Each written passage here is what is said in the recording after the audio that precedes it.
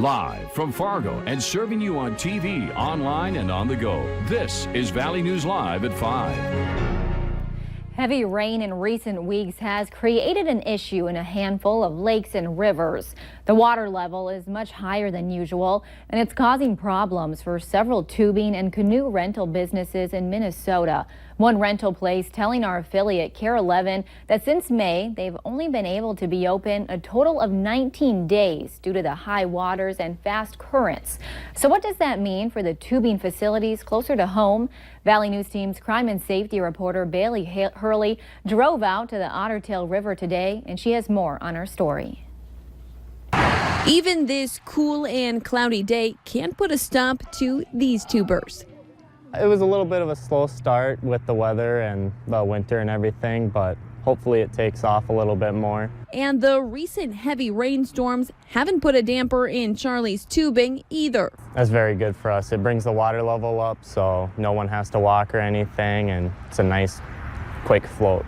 Despite other tube rentals throughout the state closed for business until the water isn't so high, Pelayo says that's not the case with the Otter Tail. Nope, no such thing. He says the real problem is when the water gets too low. In the years past, we've had to close down for low water. Once people start to walk, it's not really fun, so we have to shut it down. And Pelayo says it was just last year that they had to close early due to those low levels. It's like a 50-50 shot if we have to close because of low water or cold weather.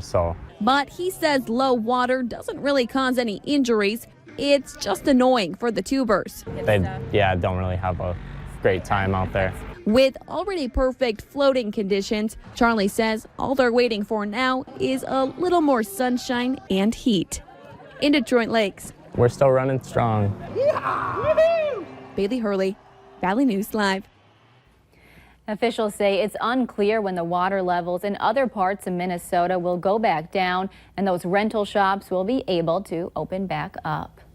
A soggy Friday today with some showers still lingering here and there. Hutch joins us now in your No Wait weather with the latest. Hutch, should we be expecting those showers all night? Well, I'll tell you what, for some of us, we will see showers for at least the next couple of hours as Lakes Country continues to be soggy and gray. In fact, here in the FM area, our temperatures have been limited by that cloud cover and the midday sprinkles that lasted into the early afternoon. There's a clearing line up to the north and to the west, and it's been sunny there in Grand Forks, Devils Lake, Langdon, and Roseau, but the showers continue across Lakes Country and portions of southeast North Dakota. So if you're on the lakes in Lakes Country, Becker and Otter Tail counties, well, it's still raining, particularly in Hubbard and Wadena counties. It'll start breaking up, though, over the next couple of hours. For the FM area, decreasing clouds. Temperatures will actually rise a little bit before they start to fall into the 60s tonight. In Grand Forks, a few clouds in the sky as well, 70s for most of our evening. This weekend starts out on a cool note. I'll have details on that here in just a few moments, and we'll look ahead at our next chance of strong thunderstorms in the forecast here in a few moments. Okay, thank you, Hutch. And make sure you have the Valley News Live Storm Team Weather app so you can keep up with the weather anytime, anywhere. You'll get the latest forecast and conditions so you can plan your day.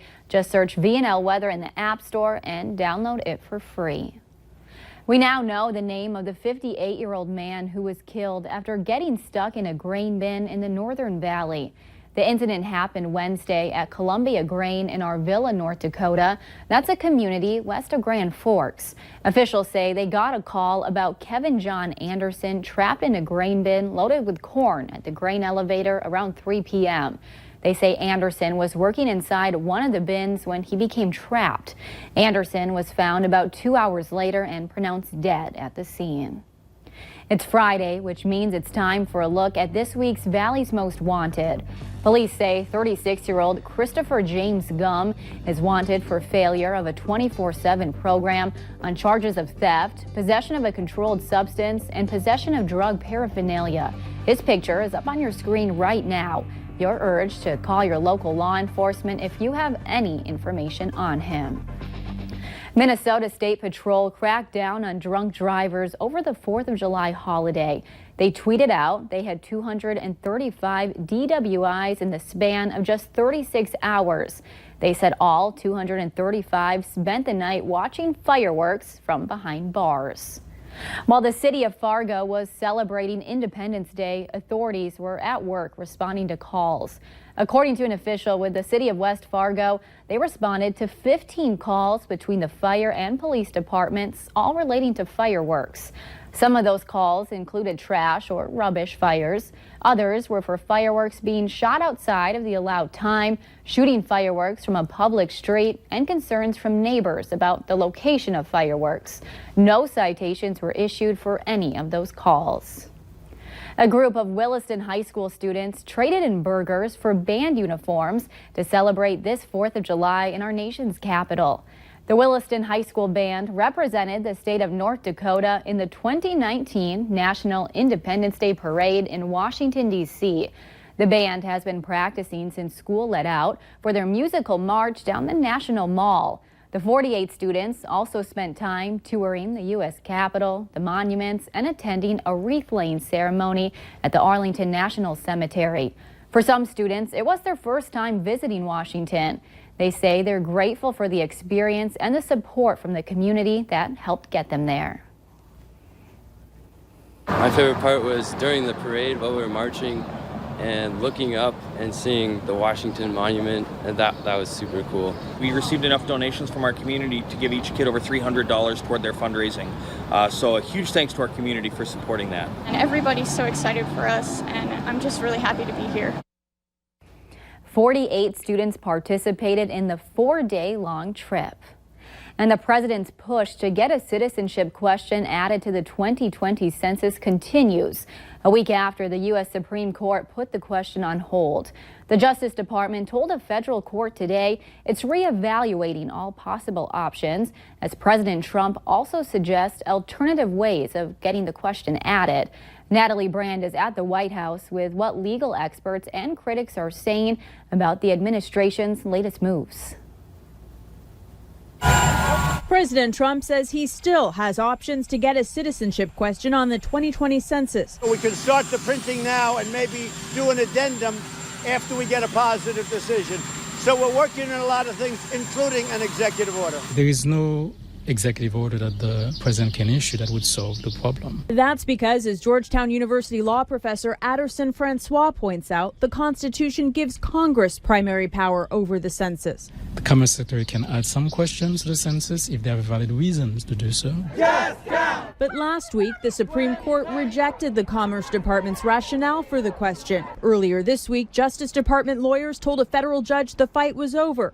But then President Trump tweeted the administration would move forward on the question after all. In a new court filing Friday afternoon, Justice Department attorneys say now they've been instructed to reevaluate all options to add a citizenship question.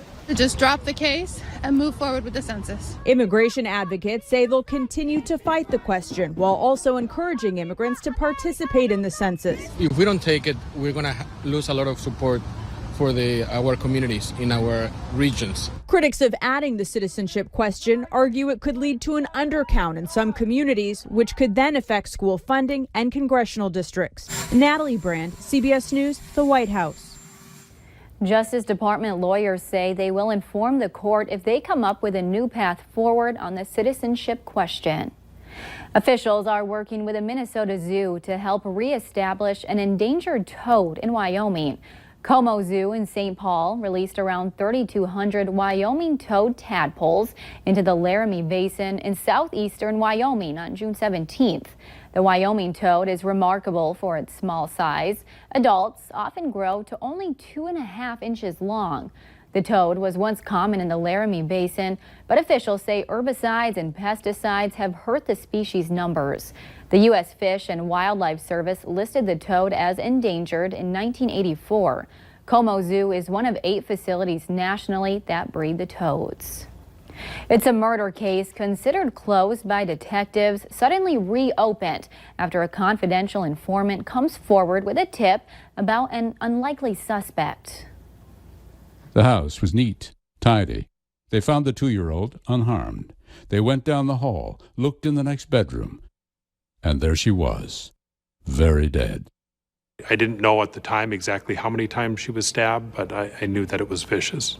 Minot Police Detective Sergeant Dave Goodman How many eventually did you find out? How many stab wounds? Somewhere near 40. And there was the fiance. He reported that he had been at work all night. When he arrived home and found the back door to the residence kicked open, said that he was obviously concerned about that. Keith Morrison reports on an all-new Dateline tonight at 9 o'clock. The remains of